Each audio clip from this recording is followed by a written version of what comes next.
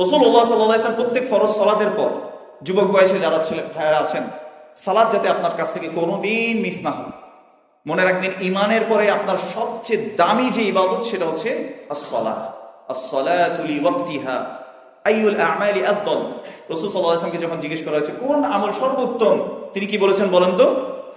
as-সালাতু লিওয়াক্তিহা, ওয়াক্তর মতো সালাত করা। তার মানে ফজরের সালাত 9টা বাজে পড়া না, 8টা বাজে পড়া না, কখন পড়া? ফজরের সময়ই পড়া। বার্সেলোনার খেলা থাকলে আপনি অ্যালার্ম দেন না কেন? আপনি বার্সেলোনাকে ভালোবাসেন, তো আপনি আল্লাহকে ভালোবাসেন না?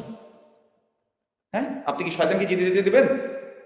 আচ্ছা, যাই হোক, যেটা বলছিলাম, দেখেন এই শান্তি কার পক্ষ থেকে আসে? আল্লাহর পক্ষ থেকে। এই জন্য প্রত্যেক ফরজ সালাতে পর রাসূল সাল্লাল্লাহু আলাইহি ওয়াসাল্লাম বলতেন, আল্লাহুম্মা আনতাস সালাম, হে আল্লাহ আপনি শান্তি, ওয়া মিনকাস সালাম, আপনার কাছ থেকে কি আসে? শান্তি আসে। তাইলে আল্লাহ ছাড়া অন্যখানে শান্তি খুঁজলে শান্তি পাওয়া যাবে? যাওয়া যাবে। এই জন্য মনে রাখবেন, আপনার শান্তিটা হচ্ছে এটা অন্তরের বিষয়।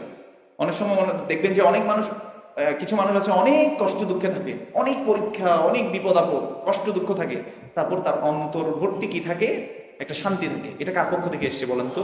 আল্লাহ সুবহানাহু ওয়া তাআলা। আল্লাহ সুবহানাহু ওয়া তাআলা আমাদেরকে আমল করার তৌফিক দান করুন, আমিন। আল্লাহ সুবহানাহু ওয়া তাআলা বলছে, লা ইয়াস্তাউই আসহাবুন নারি ওয়া আসহাবুল জান্নাহ, জান্নাতি আর জাহান্নামী তারা সমান নয়, এক নয়। আপনি মুসলিম, আপনি অন্য কারো 10 জনের মতো হতে পারবেন না। আপনি মুসলিম যুবক, আপনি অন্য কারো মতো হতে পারবেন না। আপনি বলতে পারবেন না যে ওরাও তো করে, ওরাই তো করে, এটা বলা যাবে না। আপনার আদর্শ রাসূলুল্লাহ সাল্লাল্লাহু আলাইহি ওয়াসাল্লাম। আজকে দেখেন আপনারা দিন ছেড়ে দিয়েছেন, এই দিনকে পৌঁছানোর জন্য রাসূলুল্লাহ সাল্লাল্লাহু আলাইহি ওয়াসাল্লাম কত কষ্ট করেছেন। আমরা কি একটু রাসূলুল্লাহ সাল্লাল্লাহু আলাইহি ওয়াসাল্লামের পথের দিকে হাঁটবো না? আমি কত দিকে কত মানুষকে আমি অনুসরণ করি আমার চুল কাটার ক্ষেত্রে, আমি কত মানুষকে আমি অনুসরণ করি আমার ড্রেস আপের ক্ষেত্রে। রাসূলুল্লাহ সাল্লাল্লাহু আলাইহি ওয়াসাল্লাম যে আমার আপনার জন্য এত কষ্ট করেছেন, ওনার প্রতি কি আমার একটু মায়া হয় না? ওনাকে আমি একটু ভালোবাসি না?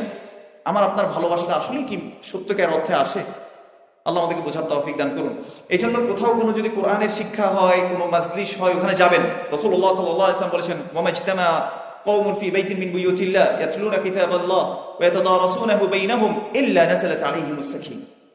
যখন কোনো কওম বা গোত্র আল্লাহ সুবহানাহু ওয়া তাআলা কোনো একটা ঘরে তারা একত্রিত হয়, আল্লাহর কোরআন সেখানে তিলাওয়াত করে, একে অন্যকে কোরআনের শিক্ষা তারা শিক্ষা দিয়ে থাকে, ইল্লা নাযালাত আলাইহিমুস সাকিনাহ, তাদের উপর আল্লাহ সুবহানাহু ওয়া তাআলার পক্ষ থেকে কি আসে বলেন তো?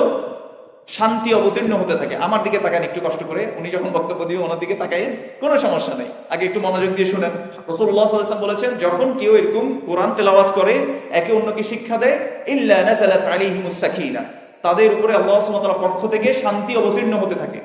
ওয়া গাশিয়াতুহুমুর রাহমাহ, আল্লাহর রহমত তাদেরকে ঘিরে রাখে। ওয়া হাফাতুহুমুল মালায়েকা, মালায়েকারা তাদেরকে বেষ্টনী করে রাখে।